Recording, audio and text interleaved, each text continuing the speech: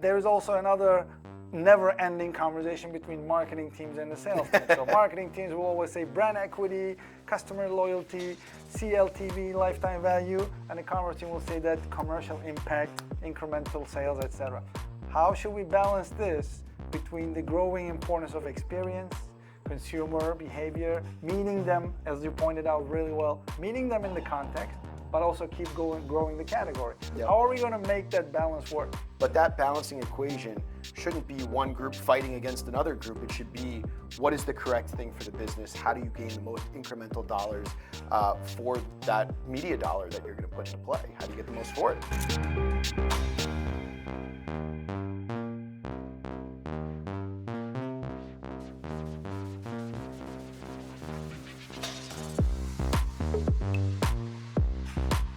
This episode is brought to you by the Lead Summit. It is the only event built specifically for brands. The Lead Summit hosts senior brand innovators across marketing, e-commerce, stores, customer experience, operations, technology, strategy, innovation, and more.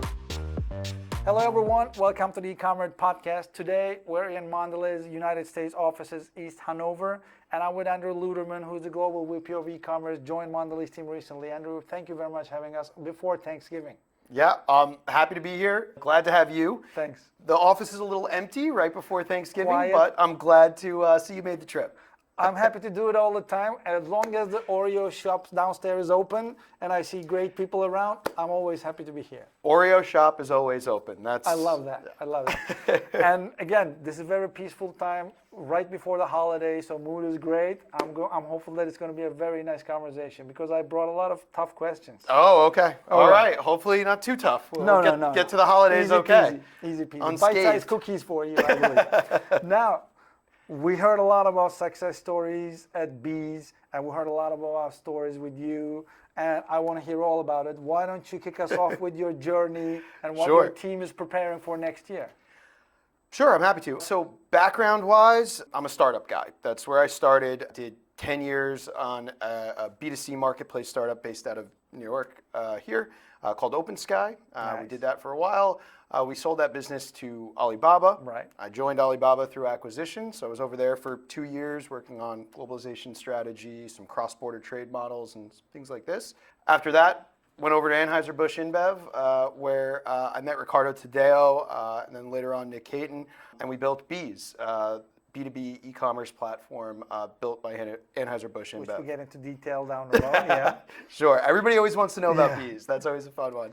And I was the GM of the marketplace business over there, selling the non-beer products through Bees. Okay. After that, I found my way, met John Halverson and Martin Renault, and found my way over here to Mondelez to lead the digital commerce business globally.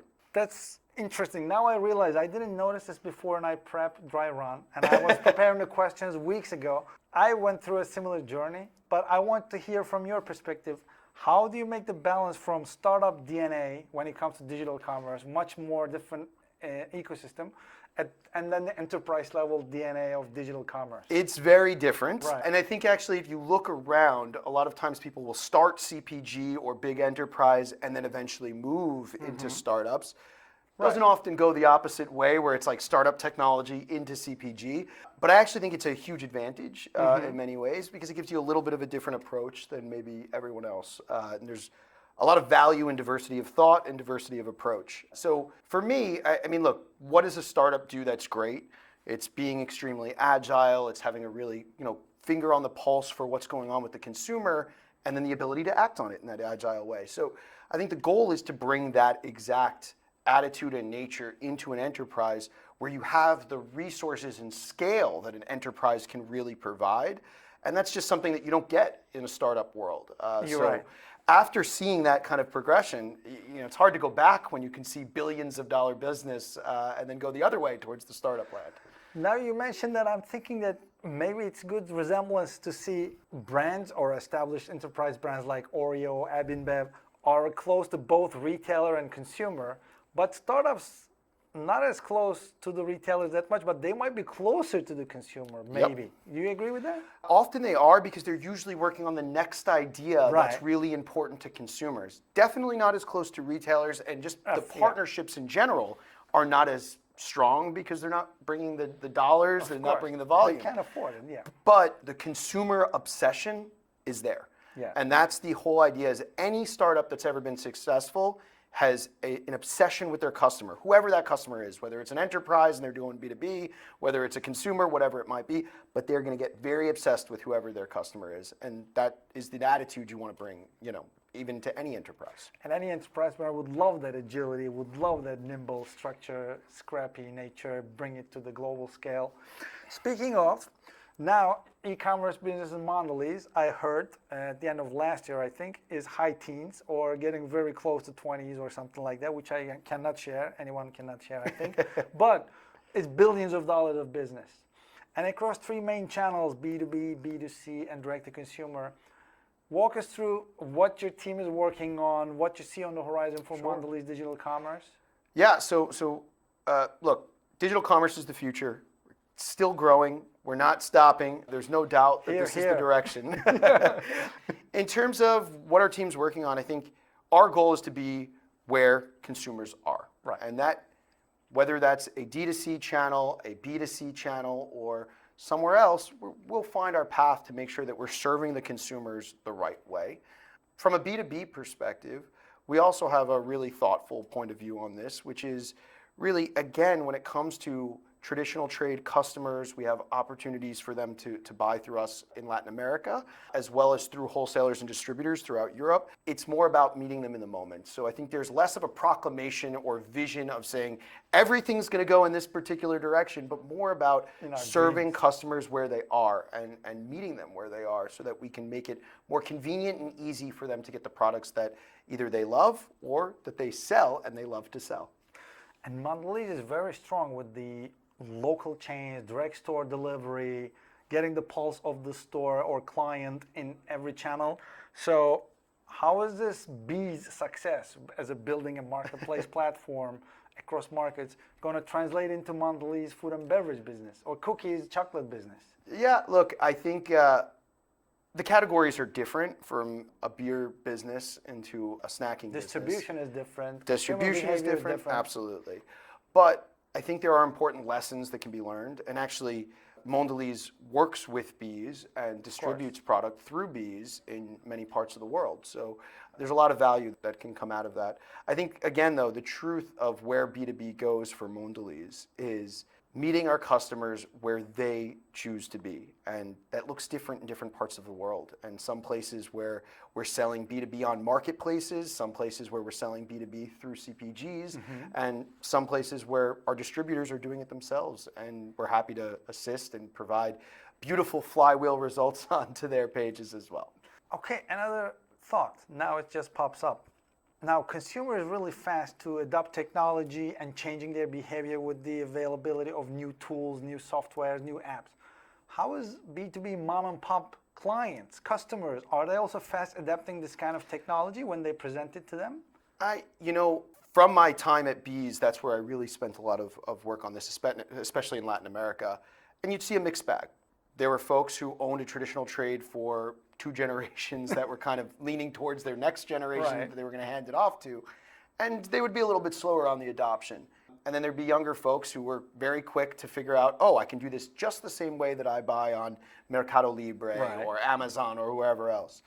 It really depends on the customer. But I will say that what you do see is once people do adopt, they understand the value. They realize I don't have to wait to do all of my ordering for 8 minutes once a week from when the sales rep walks in the door. I have to drop my customers and go and answer them right in that moment.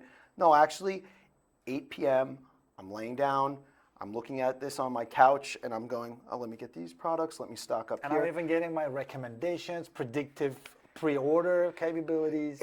There is a significant value. And I think that's the important part of technology, is if it makes the user's life easier, it is a good piece of technology. And thrive the business at the same time. Absolutely. And this is what we really did get to see with Bees, which is a great path forward for any traditional trade to be able to have the opportunity to do their business in a more efficient and effective way. Now I'm risking myself with a cheesy question, but I'm going to ask you anyway. All right, bring it on. Cheesy question. So Traditional dilemma. You're looking at your P&L and you're looking at your cross-channel strategy. Elephant in the room is always B2C, omni-channel retailers, big clients. Then we come to B2B and D2C, and a different ball game in every category. Yes.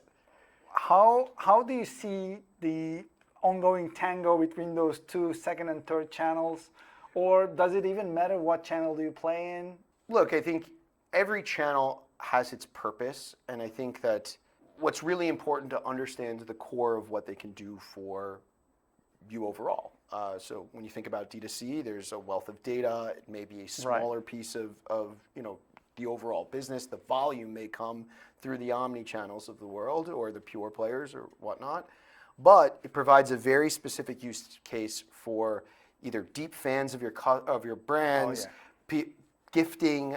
There's a very specific approach. And I think that if you ignore the pieces that are very important to a particular consumer set, then you're forgetting about that consumer. So you don't really have the option to say, I'm not going to worry about one or the other. No way. You kind of got to do it all, and you deploy your resources based on what's the best opportunity in that particular moment.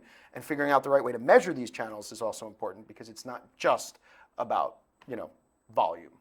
Now, you talk about experience. I'm a big fan of experiences, and for many categories, including cookies, beverage, food and beverage, even D2C brand side could be a reversible experience. Like, I prepared Oreo personalized cookies for my wife's birthday. I prepared for my e-commerce team back in the day when working together, etc.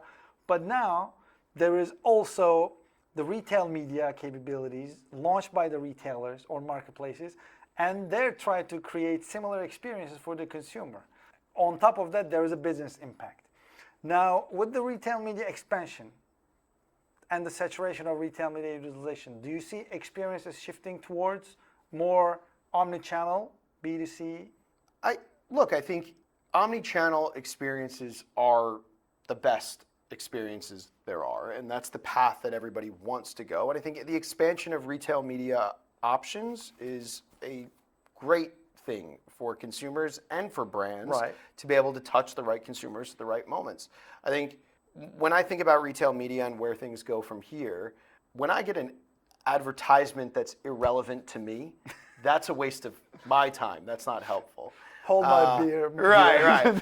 So if it can be more personalized and you can have solutions that are more tailored to any individual across the board, I think that's a good thing. And this is where retailers and brands have to work together to provide value to consumers, so that consumer attention is valuable, but it's also precious, and you have to think about what you're using it for. So I think everybody wants to improve their experience, and the best way to improve that experience is to show the right products to the right time to the right person. Yeah, it takes three to tango in this equation. I'm glad you brought it up this way, because we posted a lot about this. Consumer always has say in this game, also benefit to reap from this equation. But there's also another never-ending conversation between marketing teams and the sales teams. So marketing teams will always say brand equity, customer loyalty, CLTV, lifetime value, and the commerce team will say that commercial impact, incremental sales, etc. How should we balance this between the growing importance of experience, consumer behavior, meeting them, as you pointed out really well, meeting them in the context, but also keep growing the category? How are we going to make that balance work? Look, I think there's always a balance between equity media and retail media that's going after kind of more lower funnel sales. I think at the end of the day, you have to have some form of measurements that go across, and you have to have one group that's all going for the same type of a goal. So I think what we've done here at Mondelez is connected the dots through our CX team to manage everything across the board, whether it be retail media or brand media. And we include everything in our MMMs, and we're making sure that we're looking at ROI across the board, and every dollar spent is going in the right direction for the right reason. And look, there's always room to improve, and there's always work that we're doing on a regular basis, but that balancing equation shouldn't be one group fighting against another group. It should be, what is the correct thing for the business? How do you gain the most incremental dollars for that media dollar that you're going to put into play? How do you get the most for it? I think you wouldn't be surprised if I told you how many dozens of consumer brands still trying to crack the code of the media dollar source or media euro source, media yuan source between sales teams and the marketing teams. But I'm super glad and now more curious to hear that this decision is made up almost at a different level at CX team. Yes. This is a very powerful approach. Look, we ultimately at the end of the day, we all have one goal. It's just about how we organize to go after and get that goal. Right. And I think that us being very intentional and thoughtful about the way we go about it, it definitely helps and pushes us in the right direction. So it's a very valuable approach to go after right now. And you're right, every time I talk to my peers doing the same work at other CPGs, it's a question everybody wrestles with. Right. How to organize retail media, where does it sit, trade, sales, marketing, media, what's the plan? And I don't think that there's ever a perfect answer, but I think the idea is to get all the right people at the table, organized well and going in the right direction is very, very important because that infighting doesn't get you anywhere. No, absolutely. No. You got to play as a team and ideally grow the category as a team. Otherwise, everybody loses and ends up with their little pie. Reach out to ecommert if you're interested in attending the Lead Summit 2026. Brands and retailer friends can attend for free, and we have a special offer for others to attend with a 25% off ticket. See you May 2021 in NYC?